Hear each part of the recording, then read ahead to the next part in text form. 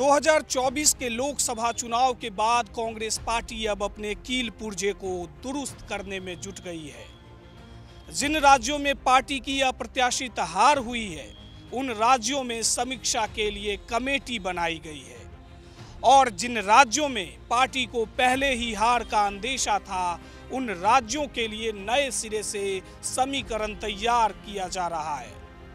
Congress party ने इसीलिए अब पश्चिम बंगाल में एक बार फिर से ममता बनर्जी को साधा है।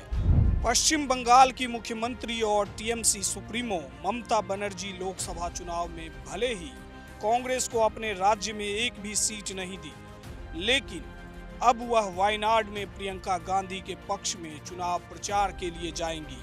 कांग्रेस पार्टी ने उनसे यह अनुरोध किया था, जिसे उन्होंने स्वीकार कर लिया है।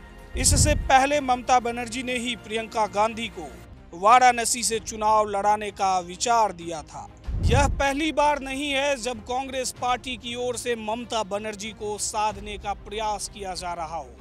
साल 2021 का विधानसभा चुनाव भी याद करिए। इस दौरान कांग्रेस पार्टी के कई बड़े नेताओं ने सिर्फ ममता को साधने के लिए बंगाल में चुनाव प्रचार नहीं किया था।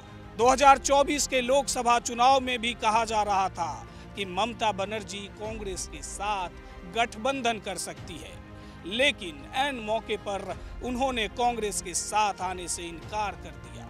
वजह अधीर रंजन चौधरी। ब्रह्मपुर की एक रैली में टीएमसी ने गठबंधन न होने के लिए अधीर रंजन चौधरी को जिम्मेदार ठहराया था। कांग्रेस ने लोकसभा चुनाव के बाद अधीर रंजन चौधरी को भी साइडलाइन करना शुरू कर दिया। इसके हालिया दो उदाहरण मिलते हैं। अधीर रंजन चौधरी ने हाल ही में पत्रकारों से बात करते हुए कहा, मैं बंगाल कांग्रेस का अस्थायी अध्यक्ष हूं। मल्लिकार्जुन खड़गे के रहते कोई भी शख्स पूर्ण अध्यक्ष रह भी नहीं सकता। चुनाव के बाद अधीर रंजन चौधरी ने बंगाल कांग्रेस के अध्यक्ष पद से इस्तीफा दे दिया था।